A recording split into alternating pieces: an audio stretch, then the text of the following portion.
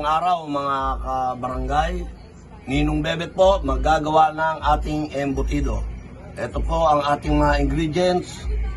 2 kilos o 2 kilong karne, kasim, breadcrumbs, carrots, bell pepper, sibuyas, pasas, at saka sweet pickles. At ngayon magbabasag tayo ng 20 eggs para sa 2 kilos. Babasagin natin ang itlog. Kailangan wag muna nating idedirekta ang itlog sa ating ginagawa kasi baka mamaya yung itlog sira, malisira lahat yung ating kaya bubukod muna natin yung 20 eggs.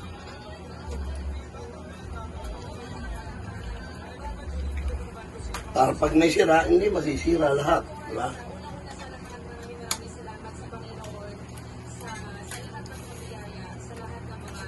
Ay!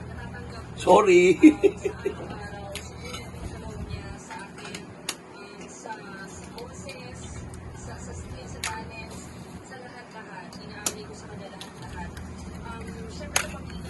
Yan po ang mga ingredients natin.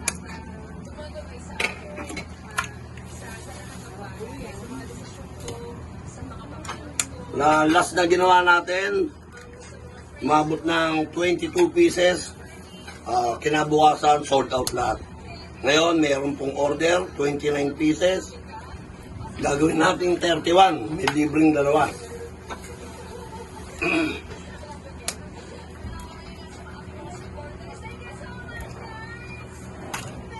Yun ang nagagawa sa 2 kilos. Yun ang nagagawa natin is 22 pieces.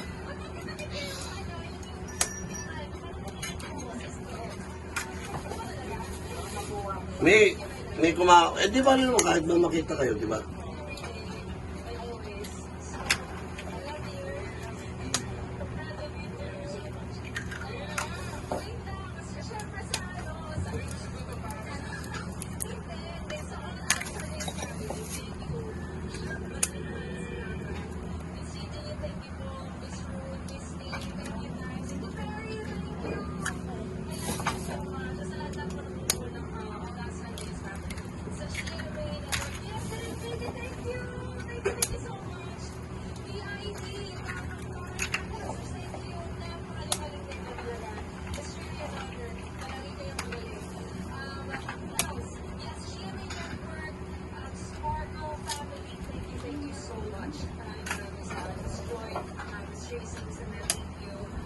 Last, pang-20, walang problema, buo lahat yung ating itlog.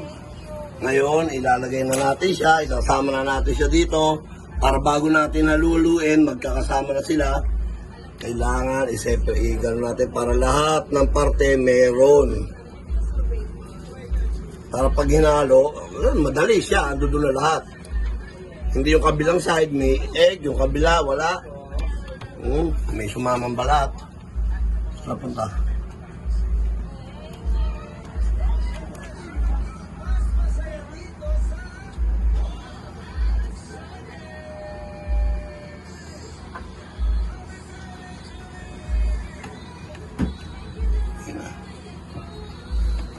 Okay.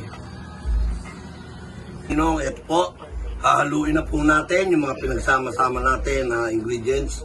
At sa mga iba dyan, ang mga nakakanood, baka gusto nyo po order lang po. Hanapin lang po ang Facebook ni Gilbert Francisco. At pwede po dito sa gagawa tayo ng ating channel. Pag gusto kayong umorder, at meron pa po tayong ibang mga gagawin tulad ng mga dilakdakan, sisig, laing. Gagawa po tayo ng gano'n. Lahat po yan ating ipapasok dito sa ating TV channel. Yan po. Hahaluin na po natin para mamaya papanoorin nyo naman po kung paano natin siya balutin.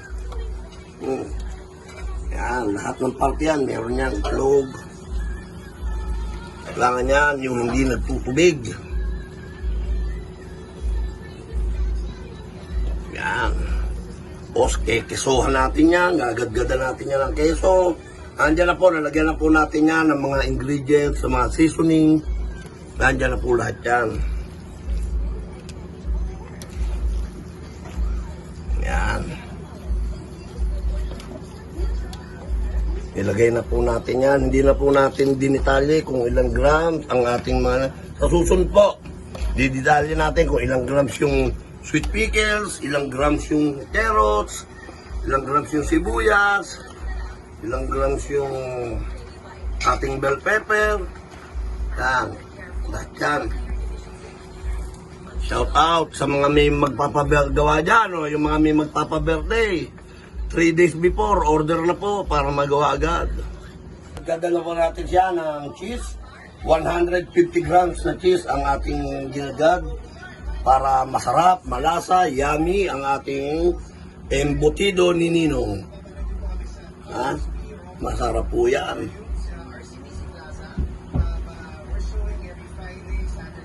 Mamaya-maya, yung pagbabalot naman natin ang ating kukunan, ang ating bibidyo. So ngayon, mag-aano muna tayo. Commercial break muna tayo, ha? Para ma-prepare natin yung mga foil na ating puputulin, plastic, paglalagay ng margarine, kahit anong klase margarine, pwede po yan. At kung mga gustong kumita, pwede po yan.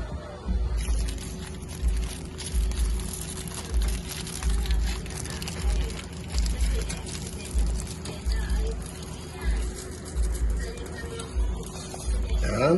Kuha tayo ulit.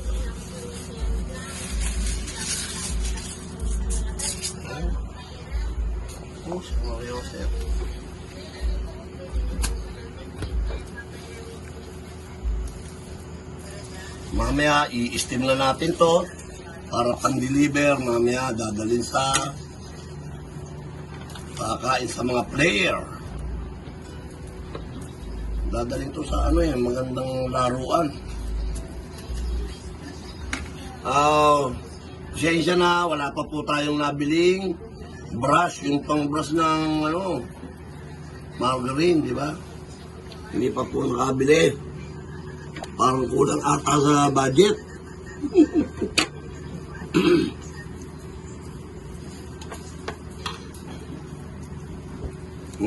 Wala na dito.